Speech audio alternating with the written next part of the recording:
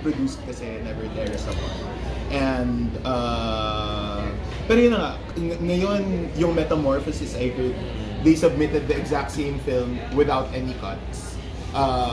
Tapos na R16 naman siya, so depende talaga dun sa nagre-review din naman minsan. So, tiyempuhan I guess. Kami R13. Parang maraming R-rated, dalawa lang yung PG, tapos puro R-rated.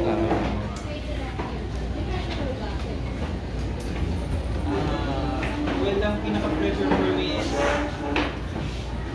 siyempre gusto kong mabigyan ng justice yung mga tao na naging part nito, yung mga artista, yung crew na ginawa nila yung makakain nila para mapaganda yung pelikula. Siyempre, ang bigat ng pressure nung ano eh. Katulad na, hindi naman ako kilalang director, tapos ang maging main actors and industry veterans. So, ayun, nakaka-pressure kasi ayokong masira yung name nila dahil sa akin. Pero, I think naman, pero sobrang galing ng specialty actors. Binigay talaga nila lahat. And I hope na nabigyan ko ng siya yung talents nila. Since it's R18, wala bang effort sa inyo na para mas-surprise ka na part? Para at least kasi kahapon lang kami natapos. Kami 2 days ago. Let's go film industry. Kanina lang naman ako yung sleepy, tapos pinapay-induce pa siya scene. Mas kunti umabot. Question na lang din kay Direk. Since sila is about ghosting, meron, kayo ba, as a director of sila, tayo mo bang i-defend yung mga tao na nag-ghost? Well, kanya-kanyang reasons naman yan, I think. And kahapon nga naglabas kami ng article, parang may iba't ibang reasons for ghosting. Yung iba nasaktan, yung iba kasi kailangan nilang mag-settle down, nakahanap na sila nung yung iba. So, feeling ko may kanya-kanyang dahilan yung mga tao. And the film really is not yung kung paano mang-ghost, kundi kung paano makakabalik dun sa buhay pagkatapos mo silang i-ghost. Ayun yung majority nung film. And I think yun yung makikita natin sa film, parang it's not easy to return to the lives of the people na you disappeared. Pero kaya. I think kaya. So parang may way din na intindihin natin yung ghosting. I think so. Parang the same way na may rason sila. Parang feeling ko, ikaw din na ginost, halimbawa, alam mo rin naman kung bakit ka ginost minsan. Parang hindi naman siya lang yung may dahilan. Parang, I think, nagkakaunawaan naman din yung masakit lang siya. And I think yun yung interesting gawa ng pelikula eh. Kasi parang, it's difficult that you hurt each other. But it's inevitable. We always do. So, yun. Lalo na kapag mga ganyang hiwalayan na tayo. So, feel ko, yung tinanong mo ba yun? Kasi iniisip mo yung movie ay binavalidate namin ng ghosting. Hindi na naman. Baka may gano'n. Parang sympatya lang ako. Since yung main character is ikaw yung... Well, I think it's really, trying to, hindi kung may rason talaga ako hindi yung ghosting, kundi yung difficulty of returning to people's lives after you've ghosted. Yun siya. Pero yung konsepto niya, direct, saan siya nanggaling? Is it like based dun sa writer na personal experience? Bakit natin siya? Dahil ba ito sa, hindi ba, Bea Gerald na ghosting na Oh, no! Sino yun? Dito ba siya ghosting? Sino? Or autobiographical ba? Grabe. Well, the film started 3 years ago at feeling ko hindi maiiwasan na yung nagsulat, the writer, Daniel Sanyana, may hinuhugot siya sa sarili niyang experiences. And I guess hindi ko rin maiiwasan na ako, when I injected myself into the project, parang may bahagi ko rin na nandun. So, sorry sa lahat ng ginost ko. Ako na ginost. Pero nagkataon lang siya na this year lang din kasi nauso siya dahil di ba may Gerald. Yeah, because last year nga dapat nasa QC naman na kami. And we wrote this 3 years ago. So, nagkataon, parang tsaka nagkataon katatapos lang nung undas. Daming ghost. Kaya siguro dapat ang alalahanin na lang natin, tulad ng mga multo natin sa buhay, pagdasal na lang natin sila. Prayers lang talaga eh. Dasal lang, sabi Dasal lang. Kaya Derek, another interesting thing sa sila is we choose actual gay actors. Ay, baka ba kayo? Ay, sorry. Ayan. Nakapink lang kami.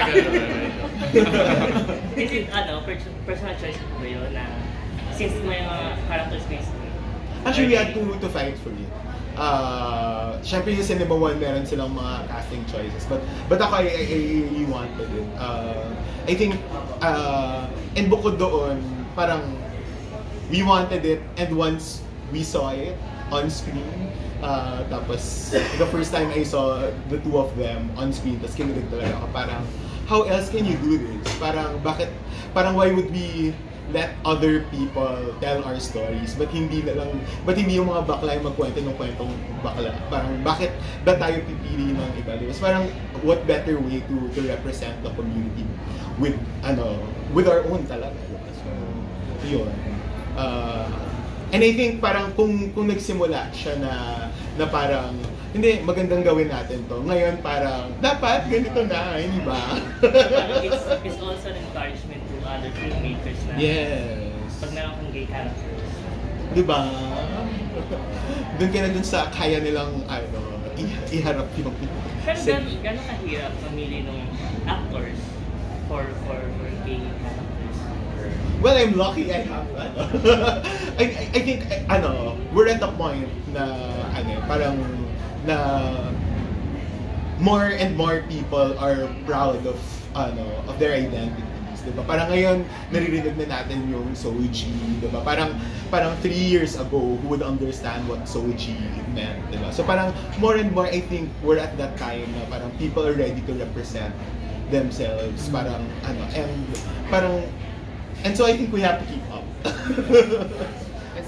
Kasi also I think the gay characters now, diba, parang they can be the center of the narrative, diba? They don't have to just be relegated to yung funny sidekick, which is still valid, diba? May ganun naman talaga, but parang it's a rainbow is what I tell people, diba? There's so many other facets to us. So parang how nice that at least with this film, diba, you're able to represent two people who just happen to be gay, who happen to be in a gay relationship, and they can be complicated, diba? They can be funny, they can be romantic, they can be sexy, they can be everything, diba? Hindi lang siya isang sort of box. So, siguro yung inaano namin, parang laging kapag nag-aano ka ng gay film, parang they're so tortured about them being gay. yes. Or parang yun na, either super parang butt of jokes lang sila or sila yung parang stand-up comic doon sa ito, parang may torture sila pero hindi necessarily may kinalaman din sa pagiging bakla, parang pagiging tao talaga nila.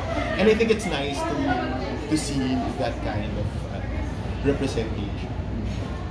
Interesting the two actors na rin.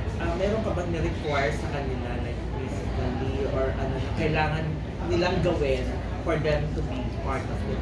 Ay, ganun. May audition process ba tayo? Hindi, wala naman siyang hiningi requirement na tumawid ka ng alambre, gano'n.